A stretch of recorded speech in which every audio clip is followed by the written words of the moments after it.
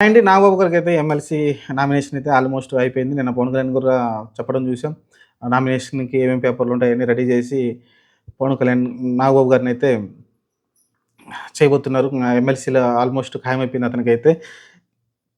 చూడాలి యాక్చువల్‌గా ఎంపీగా పోటీ చేయాల్సింది ఎంపీ సీట్ అయితే త్యాగం చేయడం చూసాం బీజేపీకి అయితే. లాస్ట్ మినిట్‌లో త్యాగం చేశారు. త్యాగం చేసి ఆయనైతే అలా నిల్చుండిపోయాడు. లాస్ట్‌గా అప్పుడే ఒప్పందం చేసుకుంటారు. ఎమ్మెల్సీలు ఎక్కడ ఒకసారి అడ్జస్ట్ చేస్తామని చంద్రబాబు నాయుడు గారు చెప్పుంటారు కాబట్టి, ఇప్పుడైతే ఒక ఎమ్మెల్సీ సీట్‌నైతే అడ్జస్ట్ చేస్తున్నారు. యాక్చువల్‌గా రాజ్యసభ అన్నారు. రాజ్యసభ కూడా ఇవ్వలేదు. సరే ఎమ్మెల్సీ సీట్ అయితే ఫైనల్‌గా కన్ఫర్మ్ అయిపోయింది. అతనైతే నామినేషన్ అయితే దాఖలు చేయబోతున్నాడు. ఆల్మోస్ట్ హ్మ్. ఎమ్మెల్సీ సీట్‌తో మండలిలోకైతే ఎళ్తాడు అతనైతే. చూద్దాం మరి కష్టపడ్డాడు జనసేనతో అప్పుడు ప్రజారాజ్యంతోటి కావచ్చు, లేకుంటే ఇప్పుడు జనసేనతోటి కావచ్చు ట్రావెల్ అవుతూనే ఉన్నాడు. అప్పుడు వాళ్ళ అన్నకి అండగా ఉన్నాడు. ఇప్పుడు వాళ్ళ తమ్ముడికి అండగా అయితే నిలబడుతూ ఉన్నాడు.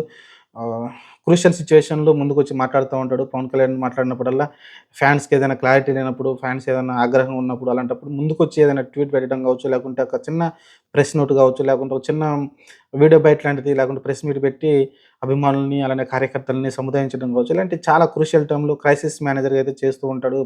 నాగబాబు గారైతే ప్రజారాజ్యం అప్పుడు కావచ్చు, ఇప్పుడు జనసేనలో కావచ్చు. చూసాం అప్పుడు యాక్చువల్‌గా హ్మ్. తక్కువ సీట్లు తీసుకున్నప్పుడు గూడా పవన్ కళ్యాణ్ మీద విపరీతమైన వ్యతిరేకత వచ్చింది. అభిమానుల నుంచి, అలానే కార్యకర్తల నుంచి. ఆ టైంలో బయటకొచ్చి చెప్పింది నాగబాబు గారే. చూద్దాం మరి ఏం జరగబోద్దో. ప్రస్తుతానికైతే నాగబాబు ఎమ్మెల్సీ కాబోతున్నాడు.